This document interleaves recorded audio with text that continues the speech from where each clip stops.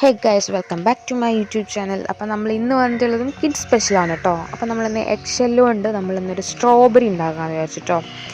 അപ്പം അതിനായിട്ട് നമുക്ക് വേണ്ടത് റെഡ് കളറാണ് മെയിനായിട്ട്. ഞാനത് അടിച്ച് തുടങ്ങിയിട്ടു, കാരണം ഞങ്ങളെ സെൽഫി സ്റ്റിക്കൊക്കെ, അതായത് നമ്മൾ വീഡിയോ ചെയ്തുകൊണ്ടിരിക്കുന്ന സാധനം പെട്ടെന്ന് പൊട്ടിപ്പോയി. അപ്പം ചെയ്യാൻ പറ്റാത്തൊരു പ്രശ്നത്തിലൂടെ വന്ന്, അപ്പോൾ അതിൻ്റെ ഇടയിൽ കൂടെയുള്ള ഒരു തട്ടിക്കൂട്ടൽ പരിപാടി തന്നെയാണ് കേട്ടോ അത്. അപ്പം നമുക്ക് ഈ റെഡ് കളർ മൊത്തത്തിലൊന്ന് എടുത്ത് അടിച്ച് ഒന്ന് ഉണക്കിയെടുക്കാം നമുക്ക്. ഓക്കെ,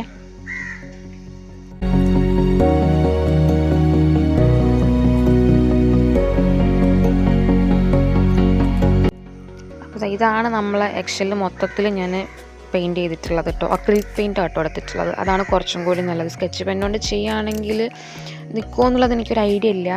അപ്പം ഇങ്ങനെയായിട്ട് കിട്ടിയിട്ടുണ്ട്. ഇനി നമുക്കിതൊന്ന് ഉണങ്ങാനായിട്ട് വെക്കാം കേട്ടോ.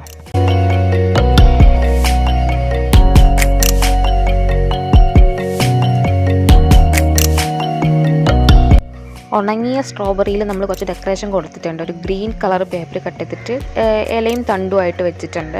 പിന്നെ കുറച്ച് നീണ്ട തണ്ട് വെച്ചത് എന്താണെന്ന് വെച്ച് കഴിഞ്ഞാൽ നമുക്ക് പിടിക്കാനുള്ള പാകത്തിനും കൂടി ആയിട്ടാട്ടോ ഇങ്ങനെ വെച്ചിട്ടുള്ളത്. ഇങ്ങനെ കട്ട് ചെയ്തിട്ട് ഒട്ടിച്ചു കൊടുക്കുക കേട്ടോ.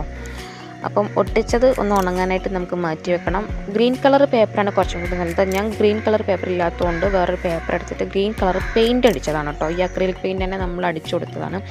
ഇതും നമുക്ക് ഉണങ്ങാനായിട്ട് വെച്ചതിന് ശേഷം കുറച്ചും കൂടി ഡെക്കറേഷൻ ഉണ്ട്.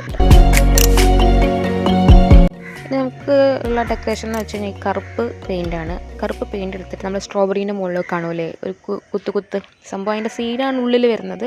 ആ ഡോട്ട് സംഭവം ഇട്ട് കൊടുക്കണം. അപ്പം ഇനി നമുക്ക് അതിട്ട് കൊടുത്തതിന് ശേഷം ബാക്കിയുള്ളത് എങ്ങനെയാണെന്നുള്ളത് കാണാം കേട്ടോ.